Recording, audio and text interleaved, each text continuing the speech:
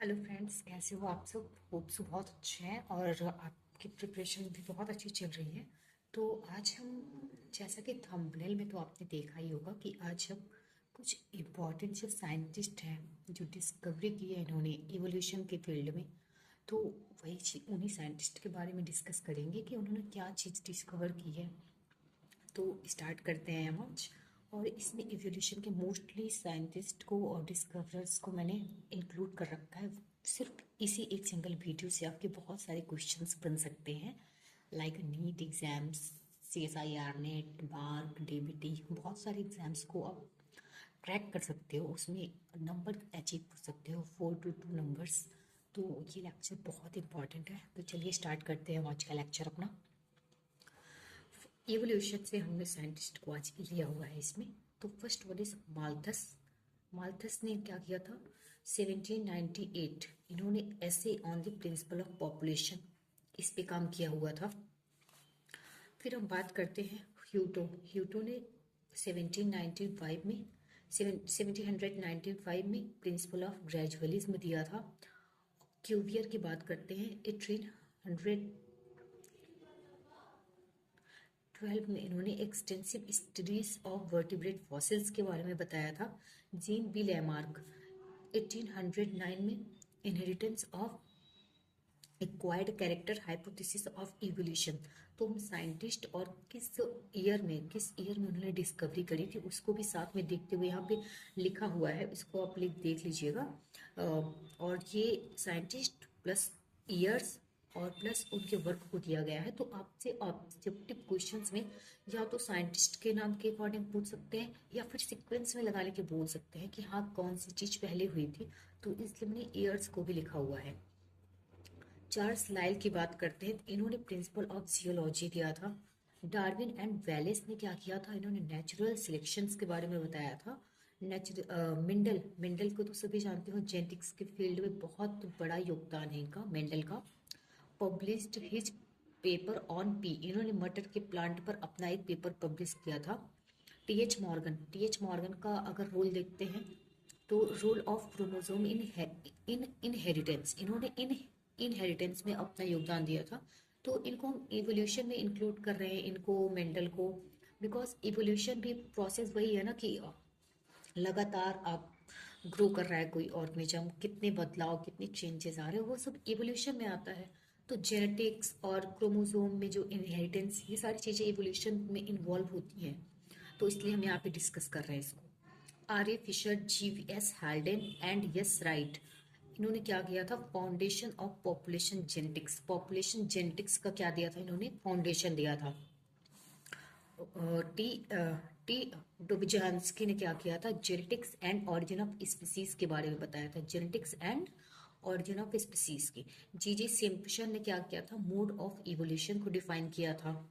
GL स्टेविंस की बात करते हैं। जीएल स्टेविंस ने किया था? Variation and evolution in plant, इन्होंने प्लांट में जो वेरिएशंस हैं उनका इवोल्यूशन कैसा हुआ है, तो वो चीज़ें बताया था इन्होंने, जीएल स्टेविंस ने। अब हम बात करते हैं वॉटसन एंड क्रिक की।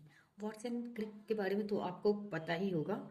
इन्होंने क्या किया था? स्ट्रक्चर ऑफ डीएनए बताया था, डीएनए का स्ट्रक्चर बताया था, वो भी कौन सा? Double helical DNA, double helix DNA के बारे में इन्होंने बताया था।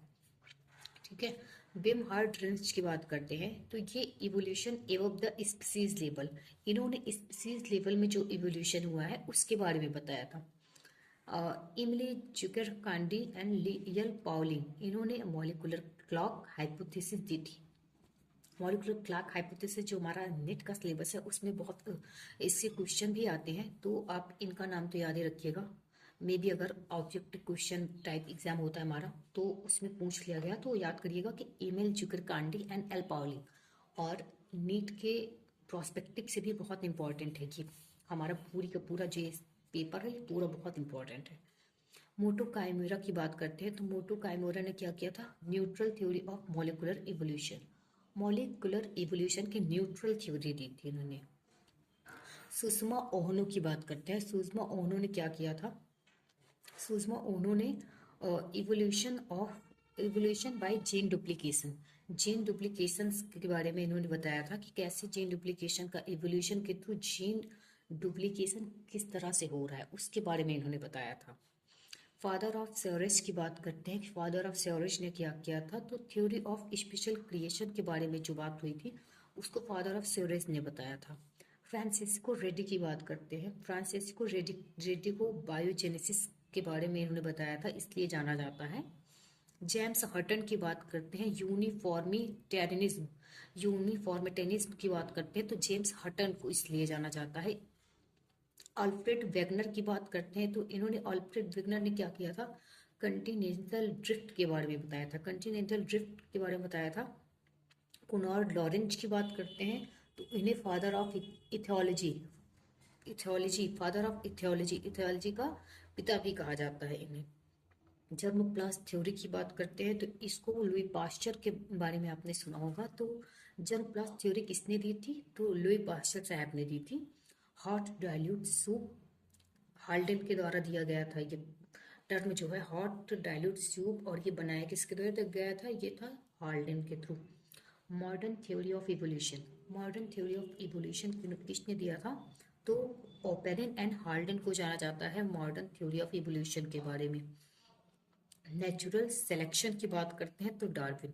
तो कंफ्यूज मत होइएगा, एक चीज हमने पढ़ी है नेचुरल सिलेक्शन और एक हमने देखी थी न्यूट्रल थ्योरी, जो किसकी थी, मोटो काइमेरा की।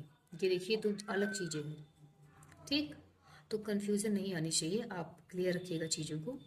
दो 2 से 3 बारी पढ़ेंगे तो आपको अच्छे से समझ में आ जाएगा और आपके बहुत सारे मार्क्स बन सकते हैं कई सारे एग्जाम्स में इससे।